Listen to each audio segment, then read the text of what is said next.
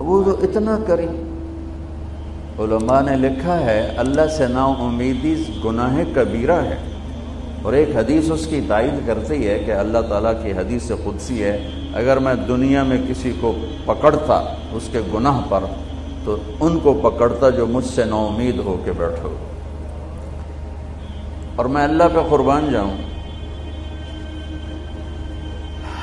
میں کسی کو 1 2 3 دفعہ سے زیادہ معاف نہیں کر سکتا، پھر میری بشری کمزوری کھڑی ہو جائے گی، میں کہوں گا دفع ہو جا، اب کوئی معافی نہیں. چاہے سگا بیٹا بھی ہوگا، میں پتر بس ہوں تو وکھرا ہو جا ساڑھے کو. کہ ایک حد تک انسان جاتا ہے، اگر اس کی بس ہو جاتی ہے وہ کتنا ہی بڑا کیوں نہ ہو. میں اس شہنشاہ پہ قربان جاؤں جو کہتا ہے ان استقالنی عقلت له. اس کی ایک مثال ہے، ترجمہ یہ ہے کہ جب بھی معافی مانگنے آئے گا معاف کروں گا، لیکن کس قسم کی معافی ہوگی؟ یہ راڈ ہے آپ کے سامنے، یہ ٹوٹ جائے نا 2 3 جگہ سے تو پھر ہم اس کو ویلڈ کریں گے، پھر جتنا بھی صاف کر لیں ویلڈنگ کا نشان باقی رہے گا، نظر آئے گا. دور سے نظر نہ آئے، ذرا یوں کر کے دیکھو گے نظر آئے گا.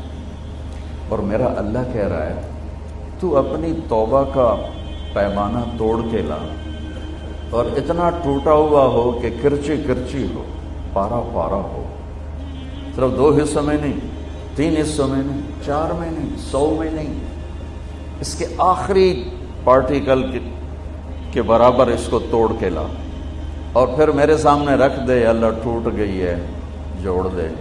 تو کہ ایسے جوڑوں گا کہ جوڑ نظر ہی نہیں آئے. عقل تو ایسا جوڑوں گا کہ جوڑ تیرے کرامن کاتبین کو بھی نہیں دکھائی دے. کیوں؟ لن تبلغوا ضری فتضرونی ولن تبلغوا نفعی فتنفعونی. میرے بندو تمہارے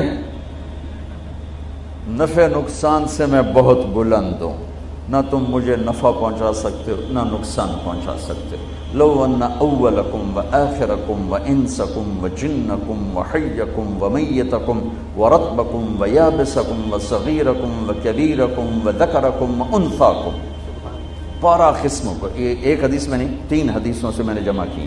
تمہارے اول اور آخر، انسان، جنات، بوڑھے جوان، خشک تر، زندہ مردہ، اگلے پچھلے، جوان بوڑھے،